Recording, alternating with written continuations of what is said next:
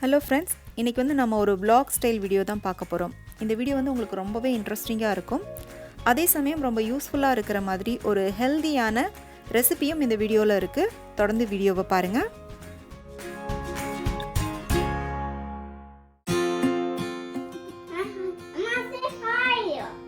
Hi, hello friends, எல்லாருக்கும் வணக்கம்.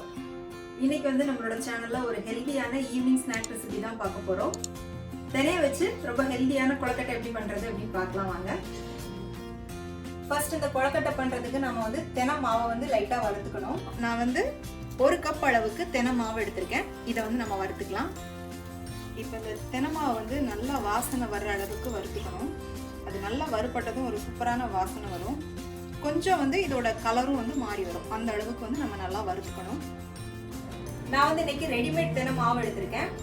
ஒருவேளை உங்களுக்கு தினை மாவு கிடைக்கல அப்படின்னா தினை அரிசி இருக்கு இல்லையா, அதை ஒரு 2 தடவை கழுவி எடுத்துட்டு ஒரு அரை மணி நேரம் ஊற வச்சுக்கோங்க. ஊற வச்சுட்டு நல்லா வடிகட்டிட்டு அதை நல்லா ஒரு உலர்ந்த ஏதாவது ஒரு துணி மேலே போட்டு கொஞ்சம் லைட்டாக காய விட்டுட்டு அதுக்கப்புறமா மிக்சியில் போட்டு பவுடர் பண்ணிக்கோங்க. இப்போ பார்த்தீங்கன்னா மாவு நல்லா வறுபட்டுருச்சு. நல்லா வறுபட்டு வாசனை வருது. அடுப்பை கொஞ்சம் சிம்மில் வச்சுட்டே வறுத்துக்கோங்க. இப்போ இதை நம்ம எடுத்து வேற ஒரு பிளேட்டில் கொட்டிட்டு ஆற விட்டுக்கலாம்.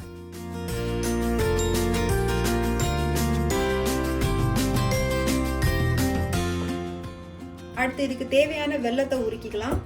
வெல்லம் நீங்கள் எந்த கப்பில் மாவு அளந்தீங்களோ அதே கப்புக்கு 3/4 கப் அளவுக்கு எடுத்துக்கோங்க. 3/4 கப் அளவு அப்படிங்கும்போது கொஞ்சம் கம்மியான இனிப்பாக இருக்கும். உங்களுக்கு கொஞ்சம் இனிப்பு அதிகமாக வேணும் அப்படின்னா நீங்கள் 1 கப் அளவு கூட எடுத்துக்கலாம். இதோட ஒரு அரை கப் அளவுக்கு தண்ணி ஊற்றிட்டு நம்ம பாகு காய்ச்சிக்கலாம். பாகு பார்த்தீங்கன்னா கம்பி பதம்லாம் வர வேண்டாம். இந்த வெல்லம் நல்லா கரைஞ்சா மட்டும் போதும். இப்போ வெல்லம் நல்லா கரைஞ்சிருச்சு.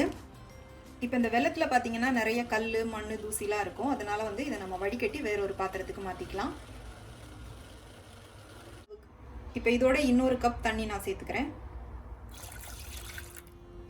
ஒரு 1/4 டீஸ்பூன் ஏலக்காய் தூள் போட்டுக்கலாம். இப்போ இது நல்லா கொதிச்சிருச்சு. இதோட நம்ம ஒரு 2 ஸ்பூன் நெய் சேர்த்துக்கலாம்.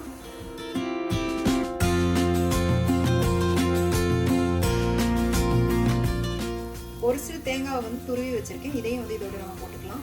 நீங்கள் தேங்காவை வேணும்னா நெய்யில் வறுத்துட்டு கூட போட்டுக்கலாம். அது உங்களோட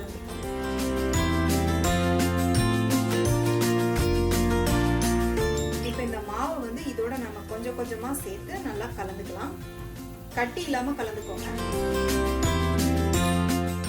எல்லா மாவையும் போட்டதும் அடுப்பை ஆஃப் பண்ணிட்டு பாத்திரத்தை அடுப்புல இருந்து இறக்கி வச்சுட்டு கிளறிக்கோங்க.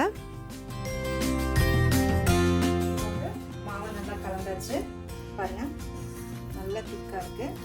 இப்போ இது கொஞ்ச நேரம் நம்ம ஆற விட்டுக்கலாம். ஆற விட்டதுக்கு அப்புறமா கொழுக்கட்டை பிடிச்சி நம்ம ஆவியில வேக வச்சுக்கலாம். இப்போ மாவு நல்லா ஆறிடுச்சு.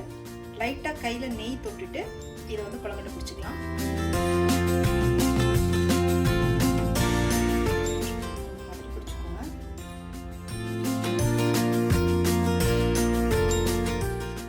இதே மாதிரி எல்லா கொழுக்கட்டையும் பிடிச்சிட்டு இட்லி தட்டில் வச்சுக்கோங்க.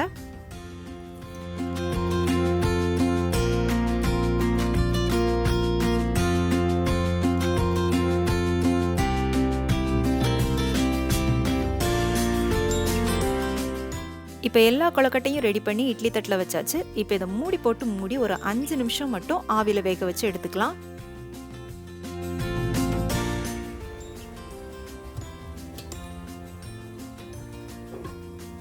இப்போ நம்மளோட திணை கொழுக்கட்டை சூப்பராக ரெடி ஆயிடுச்சு.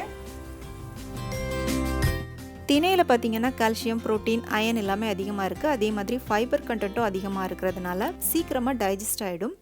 திணையோட ஒரு ஸ்பெஷாலிட்டியே பார்த்தீங்கன்னா அது இனிப்போட அதிகமாக சேரும். அதனால நீங்கள் திணையில் என்ன ஸ்வீட் பண்ணாலும் ரொம்பவே நல்லாயிருக்கும். இந்த சூப்பரான திணை கொழுக்கட்டை நாங்கள் இன்றைக்கி எங்கள் வீட்டில் வச்சு சாப்பிட போகிறதில்ல. எங்கள் வீட்டுக்கு பக்கத்தில் பார்த்தீங்கன்னா ஒரு அழகான இடம் இருக்குது. அங்கே போயிட்டு குழந்தைங்கள கொஞ்ச நேரம் விளையாட விட்டுட்டு அங்கே வச்சு சாப்பிட்லாம் அப்படின்ட்டு இருக்கோம். நீங்களும் எங்கள் கூட வாங்க.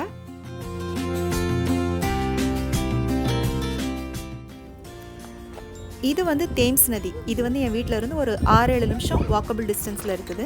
நாங்கள் வந்து பெரும்பாலும் டைம் ஸ்பெண்ட் பண்ணுறதுக்கு இங்கே தான் வருவோம். இங்கே வந்து பக்கத்தில் ஒரு பார்க் இருக்குது. அங்கே வந்து குழந்தைங்கள விளையாட விட்டு கூட்டிகிட்டு போவோம். ஆனால் இப்போ வந்து கொரோனா சிச்சுவேஷனாக இருக்கிறதுனால அங்கே போகிறது சேஃப் இல்லை. அதுக்காக அப்படியே இந்த நதிக்கரை ஓரமாக விளையாட விட்டு கூட்டிகிட்டு போகலாம் அப்படின்னு வந்திருக்கோம். இங்கே பார்த்தீங்கன்னா நிறைய வாத்தும் அன்னப்பறவைங்களும் இருக்கும். குழந்தைங்க வந்து ரொம்பவே என்ஜாய் பண்ணுவாங்க இங்கே வந்தால். எப்போவுமே நாங்கள் இங்கே வரப்போ என்ன பண்ணுவோன்னா வீட்டிலேருந்து கொஞ்சம் ப்ரெட் எடுத்துகிட்டு வந்துடுவோம். அது வந்து என் பசங்க இந்த வாத்துக்கும் அன்னப்பறவைங்களுக்கும் பிச்சு பிச்சு போடுவாங்க. அது அவங்களுக்கு ரொம்ப பிடிக்கும். என் பையனுக்கு இந்த இடத்துக்கு வந்துட்டாலே ரொம்ப கொண்டாட்டமாக இருக்கும்.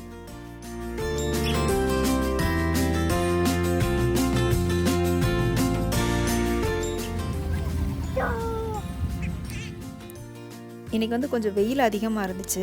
அதனால் வந்து இங்கே கூட்டமும் அதிகமாக இருக்குது. அதனால் வந்து இன்னும் கொஞ்சம் உள்ளே தள்ளி போயிட்டா ஃப்ரீயாக குழந்தைங்கள விளையாட விடலாம். பாருங்கள் எவ்வளோ அழகாக இருக்குது பாருங்கள் இந்த இடம். இப்போ மணி வந்து 8 ஆகுது. 8 மணிக்கு சன்லைட் வந்து எப்படி இருக்குது பாருங்கள். மோஸ்ட்லி சம்மர் டைமில் பார்த்திங்கன்னா மத்தியானம் லஞ்ச் ரெடி பண்ணி எடுத்துகிட்டு வந்துட்டு இங்கே உட்காந்து சாப்பிடுவோம். இந்த டைம் வந்து லாக்டவுனாக இருந்ததுனால வரவே முடியல. லாக்டவுனுக்கு அப்புறமா இப்போ தான் வந்து நாங்கள் ஃபர்ஸ்ட் டைம் வந்திருக்கோம்.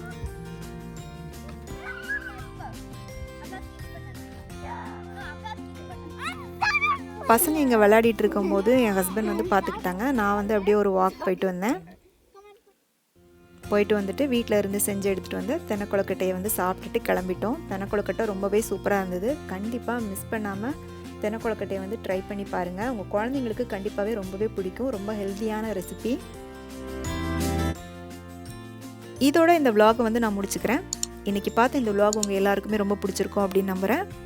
பிடிச்சிருந்துச்சு அப்படின்னா மறக்காமல் லைக் பண்ணிவிட்டு உங்கள் ஃப்ரெண்ட்ஸ் அண்ட் ஃபேமிலிக்கு ஷேர் பண்ணுங்கள். நீங்கள் இன்னும் நம்மளோட சேனல் சப்ஸ்கிரைப் பண்ணலை அப்படின்னா சப்ஸ்கிரைப் பண்ணிவிட்டு பக்கத்தில் இருக்கிற பெல் சிம்பலை கிளிக் பண்ணிக்கோங்க. மீண்டும் வேறொரு வீடியோவில் சந்திக்கிறேன். நன்றி, வணக்கம்.